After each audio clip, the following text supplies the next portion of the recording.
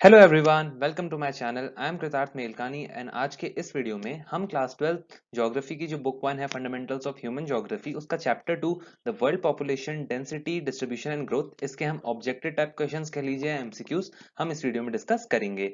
और जिन जो लोग चैनल पर पहली बार आए हैं उनको मैं बता दूं कि इस चैनल पर आप लोगों को इंग्लिश, इकोनॉमिक्स, ज्योग्राफी और आपका हिस्ट्री इन सब का कंटेंट आपको मिलेगा। और इन सभी सब्जेक्ट्स की मैंने एक अपडेटेड एमसीक्यू सीरीज भी शुरू कर दी है आप लोगों के टर्म 1, क्योंकि next to next month start होने वाले हैं दिसंबर से। तो आई होप आप लोग इस वीडियो को पूरा देखेंगे और मेरे बाकी के वीडियोस को भी चेकआउट करना ना भूलें, क्योंकि आपके एग्जाम ओरिएंटेड वो कंटेंट है तो आपको बहुत मदद मिलेगी उससे। ठीक है, तो स्टार्ट करते हैं क्वेश्चन नंबर 1 से। क्वेश्चन नंबर 1 है the real wealth of the country are its. और एक और चीज मैं अगेन कहूंगा कि इस वीडियो में थोड़ा फास्ट चलूंगा। मेरा मतलब है कि मैं ज्यादा डिस्कस नहीं करूंगा ऑप्शंस को, बिकॉज वीडियो उससे बहुत लंबा हो जाता है एंड देन आप लोग कमेंट करते हो कि बहुत लंबा वीडियो हो गया। तो इसलिए मैं वीडियो थोड़ा शॉर्ट रखने की कोशिश करूंगा। बट हाँ, एक चीज मैं आप सभी से कहता हूँ, अगर आप लोगों को किसी क्वेश्चन में या किसी ऑप्शन में डाउट आए तो feel free to comment down. आप आराम से ऐसा मत सोचिएगा कि कोई क्या कहेगा, ये सब चीजें नहीं। ठीक है, बिल्कुल बिंदास आराम से नीचे कमेंट कर देना, मैं जरूर आप लोगों को रिप्लाई करूंगा। ठीक है, आपको जो भी परेशानी होगी उसको सॉल्व किया जाएगा। फर्स्ट क्वेश्चन है कि किसी भी कंट्री की रियल वेल्थ क्या होती है। तो देखो, रियल वेल्थ फर्स्ट लाइन ही आपकी इस चैप्टर की आती है कि are its people. So correct answer है option C. Question number 2, population recorded at the beginning of 21st century was. तो देखो, 21st सेंचुरी के स्टार्टिंग में कितनी पॉपुलेशन रिकॉर्ड की गई थी, यानी जो हमारे यानी 2000 के अराउंड आप कह सकते हो। अभी 2021 चल रहा है, आज से 21 साल पहले करीब कितनी पॉपुलेशन थी वर्ल्ड में। So it was nearly 6 billion. Question number 3, who remarked about Asia that Asia has many places where people are few and few places where people are very many। तो देखो, मैं इस लाइन को आपको समझाऊं तो सिंपल सी एक बात है कि इसमें ये कहना चाह रहा है कि मतलब पूरे अर्थ के ऊपर पॉपुलेशन का बहुत अनइवन ज्योग्राफिक डिस्ट्रीब्यूशन। और यहाँ पर बात एशिया की गई है, तो एशिया में मतलब बहुत सारी ऐसी जगह हैं जहाँ लोग बहुत कम है। मतलब जो आपके मतलब ऐसे एरियाज हैं जहाँ पॉपुलेशन बहुत कम है, और कुछ एरियाज ऐसे हैं जहाँ पॉपुलेशन बहुत ज्यादा है। तो this shows uneven population distribution. ठीक है, तो ये कहा था आप हमारे ऑप्शन है जॉर्ज बी कैसी ने। ध्यान रखिएगा, इनका नाम इंपॉर्टेंट है। फोर्थ पर आते हैं तो फिल इन द ब्लैंक ये है, dash percent of the world population lives in about 10% of its land. तो इसका करेक्ट आंसर है आपका ऑप्शन डी, 90%। क्वेश्चन नंबर 5 पर बढ़ते हैं, the most populous countries are located in which continent. तो आपको बताने की सबसे ज्यादा पॉपुलेशन वाली कंट्रीज किस कॉन्टिनेंट पर हैं। ठीक है, तो your options are A Asia, B Africa, C Europe या डी साउथ अमेरिका। तो उसका करेक्ट आंसर है ऑप्शन ए एशिया।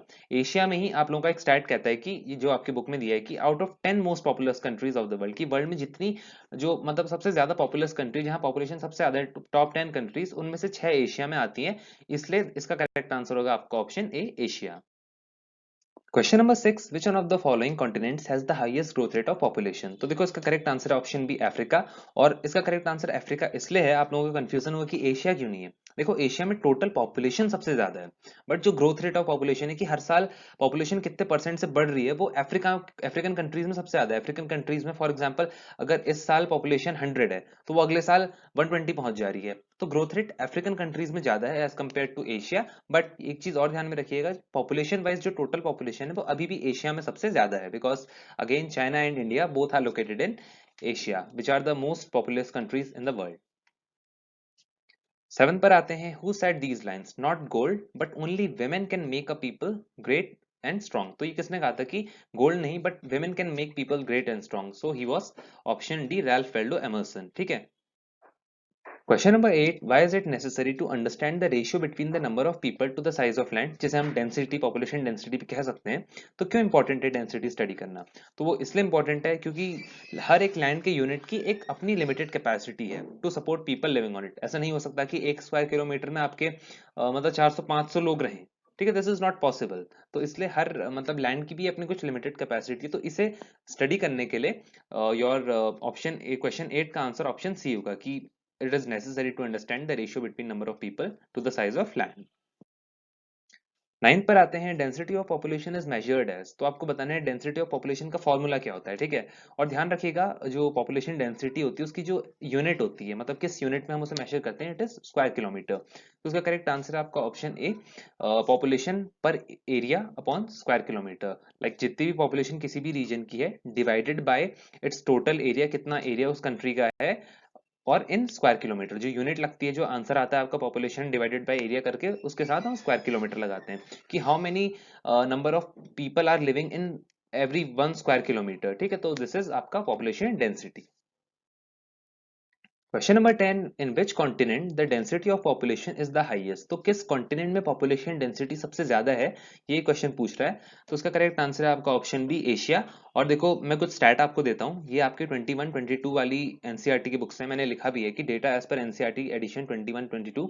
तो अगर नेक्स्ट ईयर वाले बच्चे इसे देख रहे हो तो उनसे मैं यही कहूंगा कि आप एक बार एनसीईआरटी की टेक्स्ट बुक साइट पर जाकर अपना एडिशन चेक कर लेना। अगर नेक्स्ट ईयर आप ये वीडियो एक साल बाद देख रहे हो तो अभी के हिसाब से जो 21 22 सेशन वाले बच्चे हैं उनके लिए तो मैंने एनसीईआरटी में चेक करके मैंने बताया है कि जो अभी पॉपुलेशन डेंसिटी में जो कॉन्टिनेंट है इट इज एशिया, जहां 146 पर स्क्वायर किलोमीटर आपकी पॉपुलेशन है। और ध्यान रखिएगा, मे भी हो सकता है आपसे ये पूछ ले कि एशिया की डेंसिटी कितनी है। सो आपको ध्यान रखना है इट इज कि हर एक स्क्वायर किलोमीटर पे 146 लोग बसे हुए हैं आपके एशिया में। तो एशिया में डेंसिटी सबसे ज्यादा है।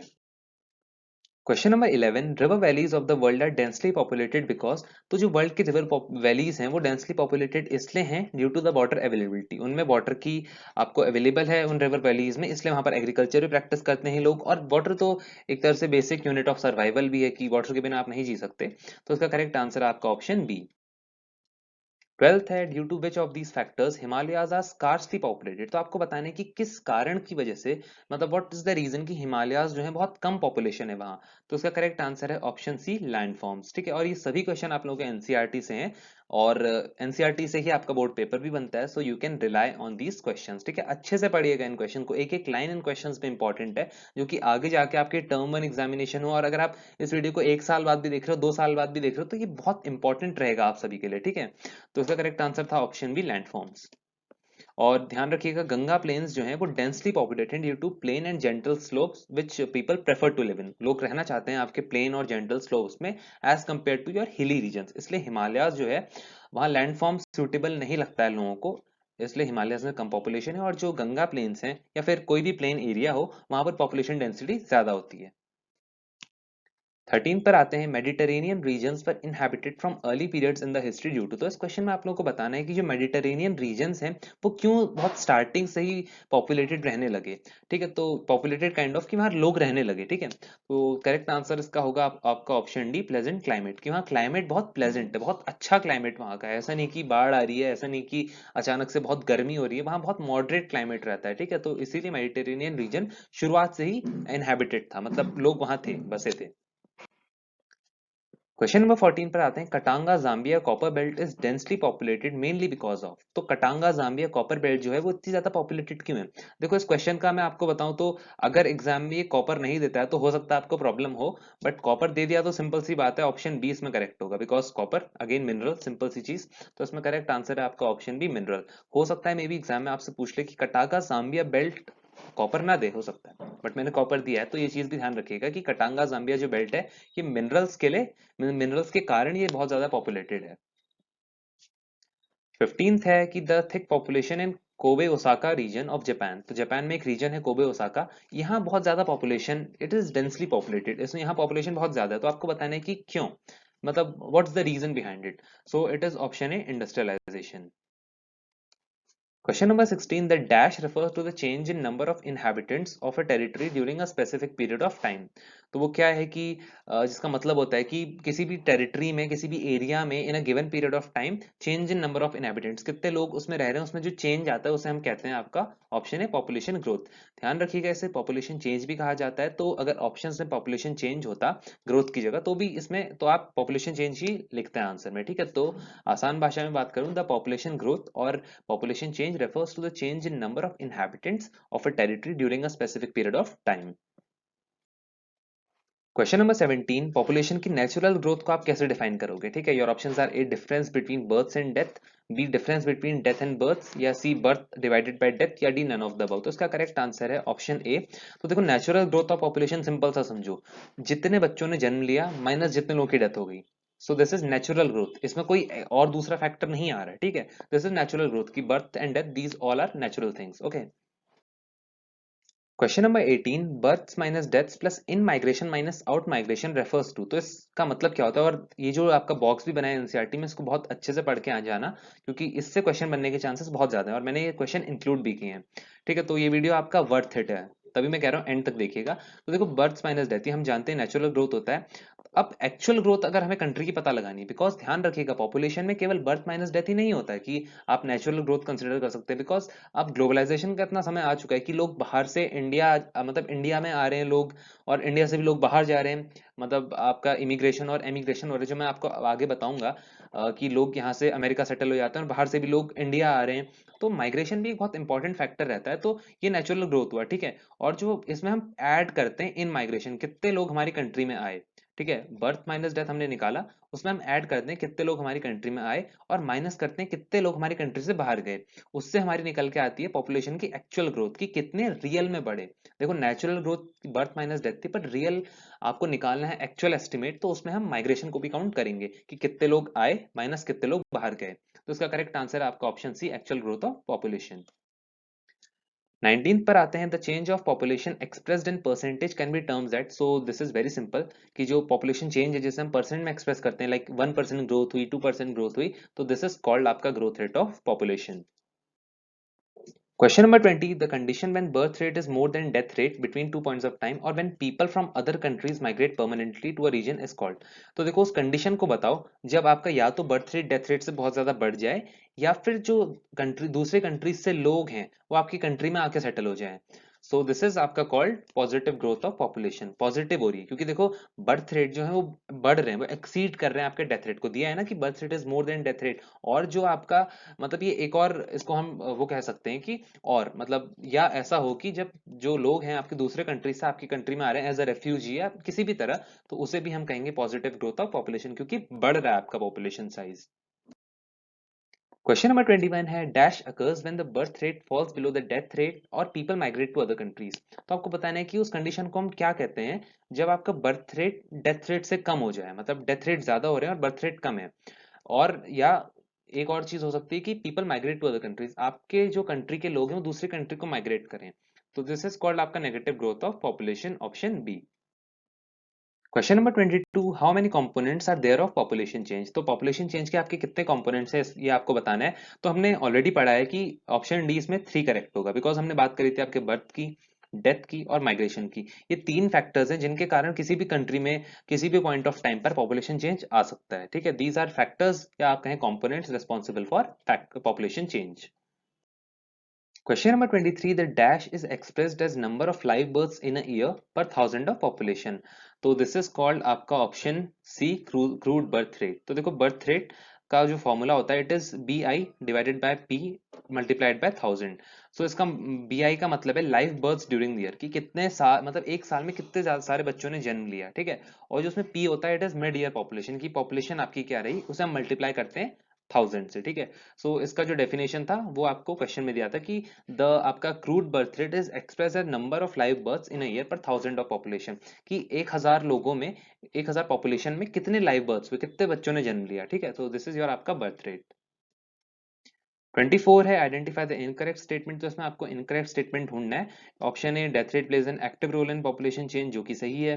B, crude death rate is method of measuring mortality, जो कि सही है। तो डेथ रेट यानी कितने लोगों की मौत हो रही है काइंड ऑफ, तो मोर्टेलिटी मेजर करता है। C, CDR is number of deaths in particular year per thousand of population in a region, ये भी सही है कि कितने लोगों की डेथ हुई पर थाउजेंड ऑफ अ पॉपुलेशन किसी भी रीजन में। फॉर एग्जांपल आपके दिल्ली रीजन में की हम बात करें तो अगर उसका डेथ रेट हमें निकालना होगा तो हम देखेंगे कि कितने लोगों की डेथ हुई पर थाउजेंड ऑफ पॉपुलेशन एक साल में, पर्टिकुलर साल में, कैसे भी। डी है, mortality rates are not affected by the regions demographic structure social advancement and level of its economic development, जो कि गलत है। इसमें ऑप्शन डी गलत होगा, क्योंकि देखो यार मोर्टेलिटी रेट यानी जो डेथ रेट होता है वो बिल्कुल अफेक्टेड होता है, it is affected by the regions demographic structure. मान लो वहां पर पॉपुलेशन कम है और वहां पर आपका हॉस्पिटल्स वगैरह बहुत अच्छा है, इंफ्रास्ट्रक्चर बहुत अच्छा है, लोगों को समझ है कि अगर कभी मेडिकल इमरजेंसी आती है तो क्या स्टेप्स आपको लेने चाहिए, they are aware, medical facilities बहुत अच्छे से अवेलेबल है, तो वहां मोर्टेलिटी रेट्स आपके कंपैरेटिवली कम होंगे। और दूसरी ऐसी जगह जहां हॉस्पिटल्स नहीं है, आपका इकोनॉमिक डेवलपमेंट बहुत कम है, तो वहां मोर्टेलिटी रेट आपके ज्यादा होंगे। लाइक आपने कोविड का टाइम भी देखा हो तो जो आपके रूरल एरियाज थे, हालांकि रिपोर्ट नहीं किया गया, वो बात अलग है कि रिपोर्ट कौन से फैक्ट्स हुए डेटा में नहीं हुए, बट वहां जनरली ये देखा गया जो ग्राउंड लेवल की रिपोर्ट थी कि वहां क्योंकि हॉस्पिटल्स अवेलेबल नहीं थे तो वहां मोर्टेलिटी रेट तब भी ज्यादा था, ठीक है। तो 24 का ऑप्शन डी करेक्ट होगा, क्योंकि D correct in the sense कि इसमें इनकरेक्ट स्टेटमेंट पूछा था, और ये इनकरेक्ट स्टेटमेंट इसलिए because mortality rates are affected by the regions demographic structure. Structure, ठीक है। तो 24 आई होप आप सभी को क्लियर हुआ हो। Question number 25, dash percent of migrants to Mumbai are kids. तो देखो ये कोई टेक्स्ट में क्वेश्चन नहीं था आप लोगों का, ये मैंने एक पिक्चर से उठाया है। मे बी कभी आप लोगों का किस्मत बहुत खराब हो तो कभी पूछ ले सीबीएसई, बट चांसेस बहुत कम है। आई मीन 99% है कि ये क्वेश्चन नहीं आएगा, बट 1% है कि आ भी सकता है। सो मैं ये नहीं चाहता आप लोग मार्क्स गवाओ। तो इसका करेक्ट आंसर है ऑप्शन बी, 22%। 26th है, apart from birth and death rate what is the another way of by which population size changes. तो बर्थ रेट और डेथ रेट के अलावा वो कौन सा दूसरा एस्पेक्ट है या कौन सा दूसरा वो चीज है जिससे पॉपुलेशन साइज चेंज होता है। तो देखो हम डिस्कस करते आ रहे हैं, इट इज बी माइग्रेशन, की कैसे अगर एक कंट्री से दूसरे कंट्री लोग चले गए तो पॉपुलेशन चेंज होगा, और बाहर से कोई हमारी कंट्री आया तो पॉपुलेशन साइज बढ़ेगा। ठीक है, तो इसमें करेक्ट आंसर था option B. Question number 27. Consider these statements. First is the place people move to is place of origin. Second, the place people move from is place of destination. Third, place of origin shows decrease in population while population increases in the place of destination. Now, fourth is migration is interpreted as spontaneous effort to achieve better balance between population and resources. So इसका correct answer है, क्योंकि पूछा गया था आपका कि कौन सा statement correct है, तो option B, third and fourth only. तो थर्ड एंड फोर्थ करेक्ट है। आपका फर्स्ट और सेकंड गलत इसलिए हुआ because the place people move two is the place of destination. बहुत इजी है क्वेश्चन था, अगर आपने अच्छे से स्टेटमेंट पढ़ाओ, जहां लोग जा रहे हैं उसे तो प्लेस ऑफ डेस्टिनेशन कहेंगे। And second is the place people move from, जहां से जा रहे हैं उसे हम प्लेस ऑफ डेस्टिनेशन नहीं कहेंगे, we'll call it place of origin. ठीक है, तो ये एक तरह से इंटरचेंज था। आई होप आप लोगों को क्लियर हुआ हो कि 27 में आपका थर्ड और फोर्थ करेक्ट होगा। ठीक है, बी ऑप्शन इसमें करेक्ट है। And migration can be permanent, temporary और सीजनल। ध्यान रखिएगा, माइग्रेशन परमानेंट भी हो सकता है, टेम्पररी भी हो सकता है। कोई एनआरआई मतलब अमेरिका जाता हो अपने बिजनेस के लिए तो उसे टेम्पररी हो, और सीजनल, सीजनल में आप देखते हो कि आपके आसपास कोई भी, मान लीजिए कोई फल वाले हों या फिर आपके गन्ने के जूस वाले हो मेनली, तो वो सीजनल उनका माइग्रेशन होता है कि अपने गाँव से जब गर्मियों का मौसम होता है तब वो शहर में आते हैं, चाहे वो आइसक्रीम लगाने आते हों या फिर आपका गन्ने का जूस लगाने आते हो, तो ये सीजनल माइग्रेशन का टाइप है। तो ध्यान रखिएगा, migration can be permanent, temporary और सीजनल। क्वेश्चन नंबर 28 है, migrants who move out into a new place are called. तो जो लोग, आप फॉर एग्जांपल मैं इसको आप एग्जांपल से समझाऊं, तो आप इंडिया में रह रहे हैं, ठीक है, आप डिसाइड करते हैं कि आप क्या नाम कहते हैं अमेरिका शिफ्ट हो जाएंगे। So you will be called as आपका option C, immigrant. You will be immigrant to America. Like America के जो लोग होंगे वो आपको उनके लिए आप इमिग्रेंट हो, क्योंकि आप बाहर से आ रहे हो। ठीक है, बट इंडिया के लिए आप एमिग्रेंट हो गए। ठीक है, मैं एमिग्रेंट और इमिग्रेंट का मतलब आपको समझाऊंगा। इमिग्रेंट का मतलब होता है कि जब आप किसी नई प्लेस पे जा रहे हो, आप इंडिया में रह रहे हो, आप अमेरिका चले गए, you have moved out into a new place, so you will be called immigrant. ठीक है, you will be immigrant for आपका ऑस्ट्रेलियंस या अमेरिकन, जो आप जहाँ कंट्री में आप जाएं उनके लिए आप इमिग्रेंट होंगे। ठीक है, क्योंकि आप बाहर से आए हैं, इन माइग्रेशन हुआ है। इमिग्रेंट का ट्रिक आप याद रखिएगा, इमी इमी लिखा है ना, तो इन माइग्रेशन समझो कि बाहर से लोग अंदर आ रहे हैं। तो आप अमेरिका आप जा रहे हो तो अमेरिकन लोगों के लिए आप इमिग्रेंट हो। बट यस, इंडियन लोगों के लिए आप इंडिया छोड़ के चले गए, ठीक है, तो इंडिया के लोग जो हैं, आपका फैमिली हैं, उनके लिए आप एमिग्रेंट हुए, because you have moved out. In migrate, immigrant means in migration and emigrant means out migration. ठीक है, इस तरह से आप याद कर सकते हो इसे। और देखो ये टर्म्स बहुत कंफ्यूजिंग है, तो इसलिए मैंने आप लोगों को इस तरह से बताया। और एक और चीज ये है कि हर एक व्यक्ति इमिग्रेंट भी हो सकता है और एमिग्रेंट भी हो सकता है। अब जिस कंट्री में जा रहे हैं, आप अमेरिका जा रहे हैं, वहां के लोगों के लिए आप इमिग्रेंट हुए, और इंडिया छोड़ के आप जा रहे हैं, इंडिया के लोगों के लिए आप एमिग्रेंट हुए। ठीक है, तो उम्मीद है आप लोगों को डिफरेंस क्लियर हुआ हो। तो 28 का आंसर होगा आपका option C, immigrant. Question number 29। तो देखो अब इस क्वेश्चन में आप लोगों को दिक्कत नहीं होगी, बिकॉज मैं आप लोगों को बता चुका हूँ मेन डिफरेंस क्या होता है इसके बीच। तो एमिग्रेशन का मतलब होता है सिंपल सा option A, movement of migrants out of a place. तो अगर आप लोगों को समझ नहीं आया तो मैं फिर से एक बार बता दूं, क्योंकि ये इंपॉर्टेंट कंसेप्ट है, आपको पता होनी चाहिए बेसिक चीजें। तो देखो, इमिग्रेशन और emigration, a person can be immigrant as well as emigrant, दोनों हो सकता है। ऐसा नहीं है कि वो इमिग्रेंट ही होगा या एमिग्रेंट होगा। तो समझो डिफरेंस क्या होता है। देखो ध्यान से समझना, एक और बार बता रहा हूँ।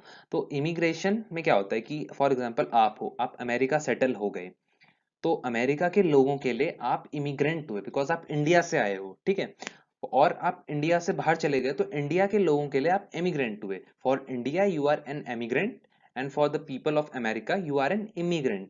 इमिग्रेंट का आप ट्रिक समझ सकते हो, immi in migration, and emi का मतलब आउट माइग्रेशन। ठीक है, तो इसमें करेक्ट आंसर होगा आपका ऑप्शन ए। क्वेश्चन नंबर 30 है, dash factors which makes the place of origin seem less attractive. तो देखो ये होते हैं आपके पुश फैक्टर्स। इसे आप ऐसे समझ सकते हो कि पुश फैक्टर्स, किसी पर्टिकुलर रीजन में फॉर एग्जांपल आपका नेचुरल डिजास्टर्स बहुत ज्यादा अर्थक्वेक आते हैं, या फिर वहाँ मेडिकल फैसिलिटीज बहुत कम है, या रोड बहुत कम है, तो इससे क्या होता है कि ये जो फैक्टर्स होते हैं लोगों को पुश करते हैं कि बाहर माइग्रेट करें, धक्का देते हैं कि तुम यहाँ से बाहर जाओ, ठीक है। These factors make people migrate to other regions. और दूसरे होते हैं आपके पुल फैक्टर्स, जो लोगों को अट्रैक्ट करते हैं। फॉर एग्जांपल आपके बड़े शहरों में जॉब अपॉर्चुनिटीज अच्छी होती हैं, which pull people from other regions to come and settle in the big cities. Okay, so push factors और pull factors ये थे आप लोगों के, ध्यान रखिएगा, ये भी इंपॉर्टेंट है।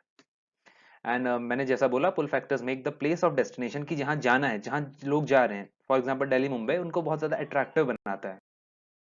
क्वेश्चन 31 है लोकल कन्फ्लिक्ट्स आर। तो लोकल कन्फ्लिक्ट्स को आप किन फैक्टर्स में डालोगे? तो लोकल कन्फ्लिक्ट्स आपके पुश फैक्टर्स होते हैं। फॉर एग्जांपल किसी पर्टिकुलर रीजन में बहुत ज्यादा कन्फ्लिक्ट है, बहुत ज्यादा दंगे हो रहे हैं, बहुत ज्यादा राइट्स हो रहे हैं, ठीक है, और उससे क्या होगा कि लोगों को पुश करेंगे कि वो दूसरी रीजन में जाके सेटल हो, तो these are push factors. Question number 32 है consider the following statement and choose the incorrect option. तो इसमें आपको इनकरेक्ट ऑप्शन बताने की कौन सा स्टेटमेंट गलत है। तो देखो, गलत स्टेटमेंट की बात मैं करूं तो इसमें आपका जो ऑप्शन बी में सेकंड ओनली दिया है वो गलत है, और वो गलत इसलिए है बिकॉज इसमें दिया है कि in the early periods of the world population जो थी इट ग्रीव वेरी रैपिडली। ध्यान रखिएगा, रैपिडली नहीं था। द स्टार्टिंग में जो अर्थ की पॉपुलेशन थी या वर्ल्ड पॉपुलेशन आप कहें, वो बहुत स्लोली ग्रो करी। तो ये बाद में ही आफ्टर इंडस्ट्रियलाइजेशन जो था पॉपुलेशन बहुत रैपिडली बढ़ने लगी, तो इसमें इनकरेक्ट स्टेटमेंट आपका सेकंड था। 33 पर आते हैं, consider the following statements and choose the correct option. So first is population grown rapidly during the 16th and 17th century. Second, expansion of world trade during 16th and 17th century is an important cause of it. तो देखो, दोनों statement correct हैं, and जो option D है वो correct होगा because statement 2 जो है वो करेक्टली एक्सप्लेन कर रहा है फर्स्ट को। फर्स्ट में बोला गया था कि पॉपुलेशन बढ़ी 16th और 17th सेंचुरी में, सेकंड में उसका कॉज भी दिया गया है कि क्यों बढ़ी। It was due to expansion of world trade. आपका जितना जो कॉलोनाइजेशन हुआ, जितना वर्ल्ड ट्रेड बढ़ा, उसके कारण आपकी पॉपुलेशन बढ़ने लगी। Question number 34, which of the following options explain how science and technology help the population growth. तो इसमें करेक्ट आंसर होगा आपका D, all of the above. 35 है human population increase more than dash times in the past 500 years. तो human population has increase more than 10 times पिछले 500 सालों में। 36 पर आते हैं, consider the given statements and answer the correct ones. तो इसमें से सही कौन सा आप लोगों को बताना है। पहला कि it took a more than million years to for human population to attain 1 billion mark, की पॉपुलेशन को 1 बिलियन पहुंचने के लिए मिलियन ईयर्स से भी ज्यादा लगे। Second, it took only 12 years to rise from 5 billion to 6 billion. Third, developed regions take less time to double their population as compare to developing countries. या fourth, population is expanding in developing world. तो देखो, इसमें जो correct statement है वो होंगी आपकी first, second and fourth. Third वाला इनकरेक्ट इसलिए है, वैसे आंसर आपका सी है, फर्स्ट सेकंड एंड फोर्थ, क्योंकि करेक्ट पूछा था। अब हम बात करते हैं थर्ड गलत क्यों है। देखो, जो डेवलप्ड रीजन है ना, they take more time to double their population. वो इसलिए क्योंकि वहां लोगों को समझ होती है कि पॉपुलेशन का बढ़ना is not good for the country. ठीक है, तो यहाँ पर जो इनकरेक्ट लिखा था, यहाँ पर लिखा है कि टेक लेस टाइम। अगर यहाँ पर डेवलपिंग कंट्रीज होता कि developing countries take less time, तो ये स्टेटमेंट करेक्ट होती। डेवलपिंग कंट्रीज में बहुत जल्दी पॉपुलेशन डबल हो जाती है, जबकि आप डेवलप्ड रीजन्स में देखें तो वहां मतलब they take more time to double their population. वहां ज्यादा समय लगता है पॉपुलेशन को डबल होने में, जो कि अच्छी बात है कि पॉपुलेशन बहुत कंट्रोल में रहती है। बट डेवलपिंग कंट्रीज में it takes very less time, मतलब अगर एक साल में 50 लोग हैं तो अगले साल 100 हो जाएंगे। ठीक है, तो डेवलपिंग कंट्रीज की ये हालत है, और डेवलप्ड कंट्रीज की बात करूं तो 50 से मे बी 60 और 75 ही हो। तो करेक्ट आंसर इसका सी होगा। क्वेश्चन नंबर 37 है, there is dash correlation between economic development and population growth. So this is negative correlation. Negative correlation की मैं बात करूं तो वो इसलिए है, आप इसे इनवर्स रिलेशन भी कह सकते हो, कि जिन कंट्रीज में इकोनॉमिक डेवलपमेंट ज्यादा है वहां पॉपुलेशन ग्रोथ कम है, और जिन कंट्रीज में पॉपुलेशन ग्रोथ ज्यादा है वहां इकोनॉमिक डेवलपमेंट कम है। सो this is negative correlation. I hope आप लोगों को क्लियर हुआ हो। 38 है, what is the annual rate of population change? So guys, the annual rate of population change is option B, 1.4%. 39th question है, annual rate of population seems to be low. It is actually not so. Why? So this is because of option D, both A and B. देखो, small annual rate applied to large population will lead to large population change. Simple सी बात है कि population का जो base है वही इतना बड़ा है कि जो annual rate of population growth है, भले ही वो कम भी आता है फिर भी उतना ज्यादा फर्क नहीं पड़ता, क्योंकि आपके पास शुरुआत मतलब बेस जो पॉपुलेशन का है वो ऑलरेडी बहुत ज्यादा पॉपुलेशन है। और B, growth rate decline but the total population grows each year. Growth rate भले ही डिक्लाइन होता है, आपने देखा 1.4%, बट जो टोटल पॉपुलेशन है वो हर साल बढ़ते रहती है। ठीक है, C annual rate of population is biased indicator, जो कि गलत है, तो ऑप्शन डी इसमें करेक्ट हुआ। 40 पर आते हैं, which of the following reasons have pushed up death rates in Africa, so this is option B HIV AIDS epidemics. और इसकी मैं बात करूं तो डेडली HIV एड्स जो है अफ्रीका में, it have pushed up death rates and reduced average life expectancy. 41 पर आते हैं, which theory can be used to predict future population of any area. ठीक है, तो किसी भी पर्टिकुलर एरिया की आपको फ्यूचर पॉपुलेशन की मतलब 10 साल बाद क्या पॉपुलेशन होगी, उसके लिए हम यूज करते हैं option B, demographic transition theory. और आपको एक डायग्राम में मैंने समझाया है कि देखो डेमोग्राफिक ट्रांजिशन में क्या होता है ना, कोई भी जो सोसाइटी होती है it transforms from rural agrarian to urban industrial. ठीक है, तो ऑप्शन बी इसमें करेक्ट होगा। और ध्यान रखना, ये जो यहाँ पर आपके वैल्यूज दिए ना, रूरल एग्रेरियन डेमोग्राफिक ट्रांजिशन, ये हो सकता है आपका ऐसे पूछ ले कि जो आपको पिक्चर दे दे और आपसे बोले मिसिंग इसको फॉलो करो। मान लो यहाँ पर रूरल एग्रेरियन नहीं देता, आपसे पूछेगा यहाँ पर क्या आएगा, मतलब मिसिंग बॉक्स को भरो, तो रूरल एग्रेरियन डेमोग्राफिक ट्रांजिशन होता है पॉपुलेशन का टू अर्बन इंडस्ट्रियल, ध्यान रखिएगा इसको। एंड एक और चीज है, population of any region changes from high birth and high death. तो देखो, जब पॉपुलेशन किसी भी एरिया की रूरल होती है तो उसमें हाई बर्थ रेट भी ज्यादा होता है और डेथ रेट भी ज्यादा होता है। ठीक है, अब उससे ट्रांसफॉर्म करती है, इट ट्रांजिट्स टू मतलब अर्बन इंडस्ट्रियल। अर्बन इंडस्ट्रियल में क्या होता है, लोगों के पास टेक्निकल नॉलेज ज्यादा होती है, एजुकेशन ज्यादा होती है, लिटरेसी ज्यादा होती है, जिससे क्या होता है, जो डेमोग्राफी होती है उसमें बर्थ रेट कम हो जाता है और डेथ रेट भी कम हो जाता है, क्योंकि सोसाइटी प्रोग्रेस करती है from rural agrarian and illiterate to urban industrial and illiterate society, I mean literate society. ठीक है, कि एग्रेरियन सोसाइटी से अर्बन इंडस्ट्रियल लिटरेट सोसाइटी में लोगों का ट्रांसफॉर्मेशन होता है। 42 पर आते हैं, in which stage of demographic theory fertility and mortality both declines. तो ये होता है आपका ऑप्शन बी, थर्ड स्टेज में। थर्ड स्टेज में लोगों के पास समझ ज्यादा आ जाती है, इससे बर्थ रेट आपका डिक्लाइन होता है, फर्टिलिटी जिसे हम कहते हैं, बिकॉज लोग को पता है भाई पॉपुलेशन अगर बढ़ाएंगे तो उन्हीं को बहुत ज्यादा नुकसान देगी, क्योंकि रिसोर्सेज पे असर डालेगी। ठीक है, रिसोर्सेज पे प्रेशर पड़ेगा। और डेथ रेट इसलिए डिक्लाइन होता है, मोर्टेलिटी जैसे कहा गया, क्योंकि हेल्थ फैसिलिटीज बेटर डेवलप कर लेते हैं। तो इसमें option B, third stage correct हुआ। एंड फर्स्ट स्टेज, अब मैं बताता हूँ हर एक स्टेज में क्या होता है। ठीक है, this is very important slide. आपके ग्राफ बेस्ड क्वेश्चन, मतलब ग्राफ बेस्ड से मेरा मतलब है कि आपका जो डेमोग्राफिक ट्रांजिशन का है उसमें ग्राफ भी दिया जाएगा, और ये आपको पता होना चाहिए कि फर्स्ट स्टेज में बर्थ रेट और आपका डेथ रेट, जैसे फर्टिलिटी एंड मोर्टेलिटी बोला हमने, ये दोनों हाई होते हैं। ठीक है, पॉपुलेशन ग्रोथ स्लो होती है और there is low life expectancy. Second stage में क्या होता है, देखो फर्टिलिटी स्टार्टिंग में तो बहुत ज्यादा होती है, ठीक है, बट धीरे धीरे डिक्लाइन होती है आपके सेकंड स्टेज में। मोर्टेलिटी रेट कम हो गया होता है, डेथ रेट जिसे हम कहें, मतलब अब लोग कम डेथ हो रही है due to improvement in health and medical facilities, पर जो नेट एडिशन है पॉपुलेशन में वो स्टिल हाई है, क्योंकि देखो फर्टिलिटी हाई है बट धीरे धीरे डिक्लाइन हो रही है, तो उसमें जो डिक्लाइन का रेट है वो बहुत कम है, इसलिए नेट एडिशन जो पॉपुलेशन में हो रहा है फिर भी ज्यादा है, और इसीलिए हम कहते हैं कि पॉपुलेशन एक्सप्लोजन जो होता है आपका सेकंड स्टेज में होता है। और थर्ड स्टेज की बात मैं करूं तो इसमें अर्बनाइज्ड और लिटरेट पॉपुलेशन हो जाती है, which know how to control, which know की फैमिली साइज को कंट्रोल करके रखना है। 43 है, द स्पेसिंग और preventing the birth of children is known as, so this is known as option A, family planning. Question number 44, dash in his theory stated that number of people would increase faster than food supply. तो किसने अपनी theory में कहा कि जो population है वो ज्यादा ग्रो करेगी देन फूड सप्लाई, जितना आपके पास फूड सप्लाई है, फॉर एग्जांपल आपके पास 100 केजी राइस है, ठीक है, तो पॉपुलेशन आपकी 200 हो जाएगी, तो 100 केजी राइस 200 लोग कंज्यूम कैसे कर पाएंगे। सो इनका कहना था, ये थे आपके थॉमस माल्थ्यूज, और ध्यान रखिएगा इनका पूरा नाम थॉमस रॉबर्ट माल्थ्यूज था, तो अगर कभी ऑप्शन में रॉबर्ट माल्थ्यूज भी आए तो ये एक ही व्यक्ति थे। ठीक है, इनका पूरा नाम थॉमस रॉबर्ट माल्थ्यूज था, कुछ बुक्स में थॉमस माल्थ्यूज देता है, कुछ में रॉबर्ट माल्थ्यूज देता है, तो आपको ये चीज ध्यान रखनी है।